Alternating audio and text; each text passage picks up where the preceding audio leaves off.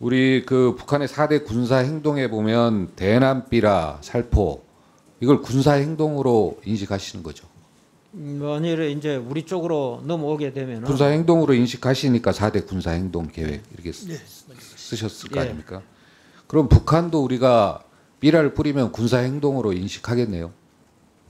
뭐 그렇게 당연히 생각할 것으로, 그렇지 않겠어요? 예.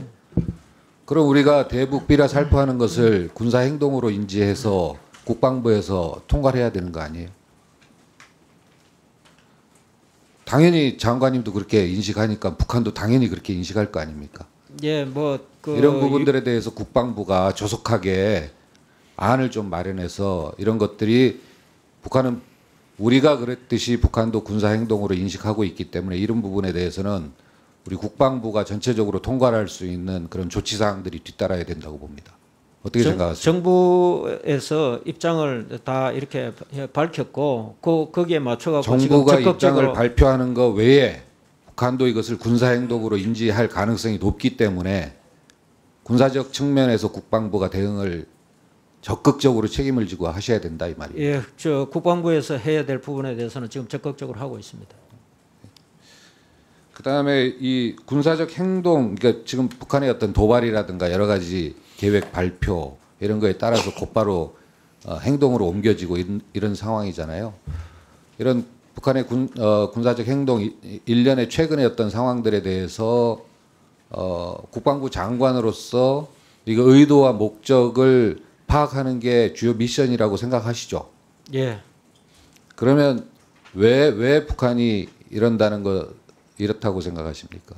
뭐 경제적 상황도 있을 것이고, 뭐 코로나에 따라서 경제적 그 악화가 더 가속화된 측면도 있고, 또 미 대선을 앞두고 더 이상 북미 관계가 진전되기 어렵다는 그런 답답함도 있을 거고, 또 그 외에 또 북한 내에 어떤 다른 상황의 어떤 변화라든가 이런 게 있다고 보시지 않습니까?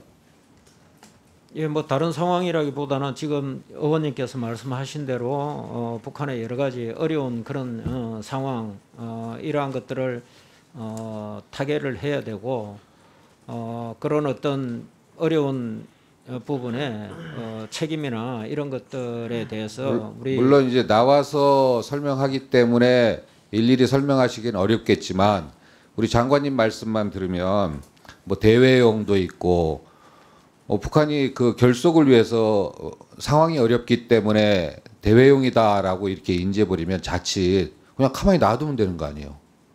그렇게 쉽게 생각할 수 있단 말이에요. 예? 그냥 가만히 놔두면 저절로 해결되는 문제라고 생각할 수 있잖아요. 우리한테 던지는 메시지도 있고 미척에 던지는 메시지도 있고 뭐 전 분명히 세계적으로 있겠죠. 예. 그래서 실제로 김여정이 직급 체제상 지금 북한 내 2인자의 직급을 가지고 있습니까? 그렇지 않잖아요, 그죠? 그럼에도 불구하고 사실상 여러 가지 메시지라든가 지휘 체계는 2인자 역할을 지금 어떻게 보면 대표하고 있는 거 아니겠습니까? 예, 실질적으로 그렇게 하고. 그래서 이런 것들이 혹시 또 북한 내부의 어떤 상황의 어떤 변화가 있는 것인가 이런 것도 좀 파악하고 계신가요? 뭐 전체적으로 뭐 진행되는 사안에 대해서는 뭐 저희가 의도 분석이라든지 배경이 뭔지 뭐 이런 것들은 확인은 하고 있습니다. 네. 그러면 이제 어느 부분이 해소되면 이 국면이 그래도 한꺼풀 꺾인다고 생각하십니까? 뭐 궁극적으로는 그 미척에서 대북 정책을 확실하게 전환해라 뭐 그런 예. 메시지가 가장 크지 않을까 생각합니다. 북한의 메시지가 이제 그것을 겨냥하고 있다고 장관님 인식하고 계시네요. 그러면 지금 최근에 북한에서 치러진 일련의 조치들이 가령 뭐 GP 내에 다시 진입했다든가 개성공단 내 부대를 배치했다든가 이런 것들이 국면이 해결되면 금방 다시 환원되는 건가요? 바로 해소될 수 있는 건가요? 아직까지 그런 조치에 대해서 실행 계획으로 옮긴 것은 만약에 아니고 됐다면. 거기에서는 일단 그런 계획들을 세부 계획을 수립해서 당 중앙군사위에다가 이제 승인 건의를 하고 실질적으로 그거 결심을 하는 것은 김정은 위원장이 할 위원장이 해야 것이다 되는 거죠. 이렇게 네. 보여지는데 그런 아직 절차들은 남아 있습니다. 설사 그게 다 통과됐다 하더라도 이것이 환원되는 데는 금방이죠. 예, 그렇게 네, 보고 네. 있습니다. 네. 그러면 그 마지막으로 지난번에 목선 무단 진입했을 때 장관님 대국민 사과하셨어요, 그죠? 네. 근데 그 뒤로 올해만 해도 뭐 소형보트 중국인 8명이 밀입국하고 울타리 절단해서 진입하고 민간인 2명이 철조망 절단 이거 하고 목선하고 경계 상황이 조금 좀 중요성이 다르다고 생각하십니까? 같다고 생각하십니까? 예, 뭐 경계 작전을 수행하는 요원들은 뭐 경중이 따로 없는 거죠. 관계없이 확실하게 해야 된다고. 이거 왜 생각하고 이렇게 국민 사과하셨음에도 불구하고 연달아서 이게 뭐 줄줄이 1월, 3월, 5월 이렇게 줄줄이 이런 게 나옵니까?